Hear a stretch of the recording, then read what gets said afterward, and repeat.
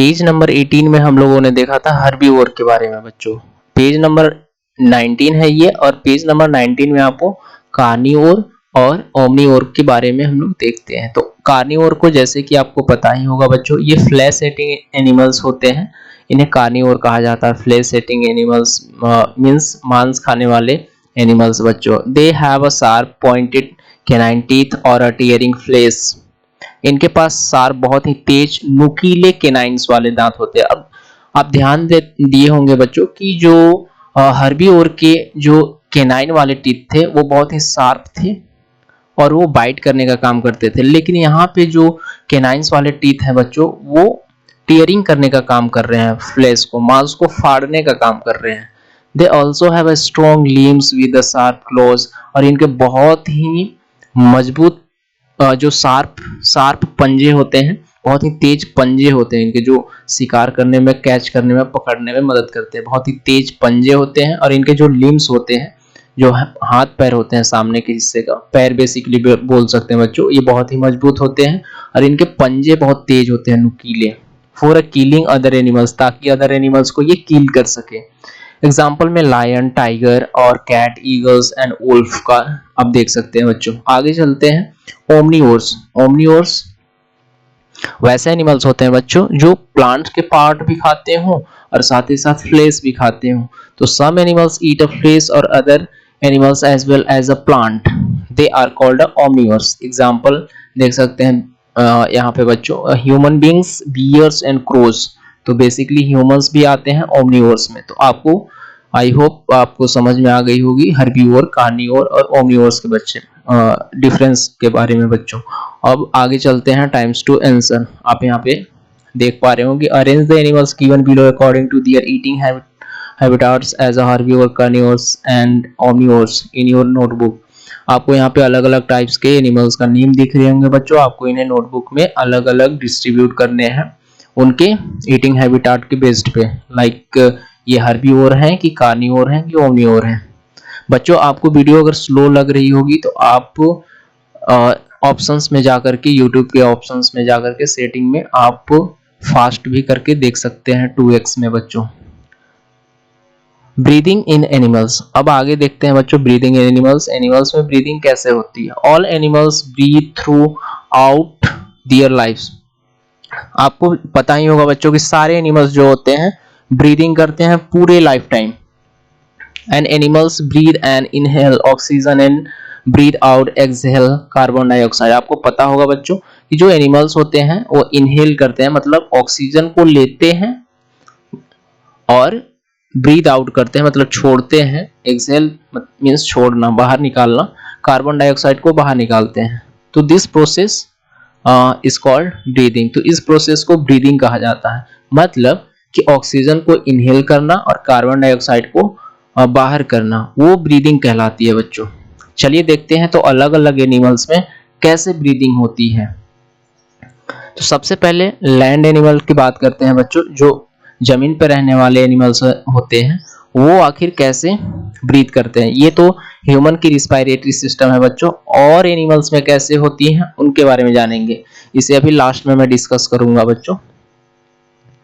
तो birds, reptiles and mammals. Birds आप सभी जानते होंगे बच्चों। रेप्टाइल्स उन्हें कहा जाता है जो रेंगने वाले एनिमल्स होते हैं, लाइक लिजर्ड, क्रोकोडाइल, इस तरीके के, स्नेक, इन्हें रेप्टाइल्स कहा जाता है। मैमल्स उन्हें कहा जाता है बच्चों जो बेसिकली बच्चे पैदा करते हो। मैमल्स उन्हें कहा जाता है जो बच्चे पैदा करते हो, लाइक ह्यूमंस, काऊ, लायन, इस तरीके के एनिमल्स। तो यहाँ पे आप डिफरेंस आपको पता होनी चाहिए बच्चों। बर्ड्स हो गई पक्षियों के बारे में, रेप्टाइल्स रेंगने वाले एनिमल्स के बारे में, और मैमल्स जो बच्चे देने वाले हो गए। Breathe through their lungs. अब ये जो एग्जांपल आपको दिए गए हैं ना बच्चों, ये सारे लंग्स से ब्रीदिंग करते हैं, लाइक बर्ड्स, रेप्टाइल्स, मैमल्स, ये ब्रीदिंग करते हैं अपने लंग्स के थ्रू। एग्जांपल में ह्यूमन बींग्स, हम लोग खुद का देख लेते हैं बच्चों। Human beings which are mammal, जो कि मैमल हैं हम लोग। Air enters the body through the nostril और mouth and reach the lungs through tube called windpipe. तो बेसिकली हम लोग क्या करते हैं बच्चों, नेजल कैविटी, आप यहाँ पे देख सकते हैं नॉस्ट्रिल, जिसको नाक बोला जाता है बच्चों। तो नाक के थ्रू हम लोग एयर को इनहेल करते हैं, और यहाँ पे आप विंड पाइप के थ्रू देख पा रहे होंगे, विंड पाइप के थ्रू हमारे लंग्स में चली जाती है। विंड पाइप के थ्रू हमारा लंग्स में चला जाता है बच्चों air through through a tube are called windpipe, जिन्हें विंड पाइप भी कहा जाता है बच्चों। विंड पाइप आप यहाँ पे देख पाएंगे, इनको ट्रैकिया भी कहा जाता है बच्चों। ये ट्रैकिया से घिरे हुए होते हैं बेसिकली, तो विंड पाइप होते हैं। यहाँ पे फूड पाइप और विंड पाइप ओवरलैप होते हैं बच्चों। ये सामने का जो हिस्सा होता है ना, वो विंड पाइप होता है, और पीछे आपका फूड पाइप भी मिल जाता है, तो दोनों ओवरलैप होते हैं। यहाँ पे बेसिकली हमें पढ़ना है सिर्फ एयर के बारे में कि कैसे इनहेल करते हैं, इसलिए यहाँ पे सिर्फ ट्रैकिया को दिखाया गया है। यहाँ पे फूड पाइप को, ओसोफेगस को नहीं दिखाया गया है, लेकिन होता यहीं पे है बच्चों। तो यहाँ पे ध्यान देना है, कंफ्यूज नहीं होना है। कई बार बच्चे कंफ्यूज हो जाते हैं कि सामने का हिस्सा जब नहीं दिखाया हुआ होता है।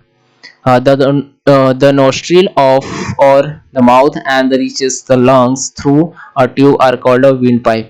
तो नॉस्ट्रिल के थ्रू एयर जब हमारे लंग्स पे आता है, वो विंड पाइप के थ्रू आता है। The lungs take in oxygen from the air। Lungs क्या करता है, ऑक्सीजन लेता है फ्रॉम एयर से, that is absorbed by the blood and carried to all part of the body। Carbon dioxide is exhaled out through the nostril। अब होता ये है बच्चों कि बाहर के इन्वायरमेंट में से, मतलब यहाँ बाहर के इन्वायरमेंट में से नॉस्ट्रिल और नेजल कैविटी के थ्रू होते हुए, विंड पाइप के थ्रू होते हुए जो एयर होती है वो लंग्स में पहुंचती है, और लंग्स में बहुत सारे ब्लड वेजल्स पाए जाते हैं, जिसके थ्रू ऑक्सीजनेटेड ब्लड पूरे बॉडी पार्ट में डिस्ट्रीब्यूट होती है। कैसे होती है आपको बड़े क्लास में पढ़ना है बच्चों, अभी आपको बस इतना ही जानना है।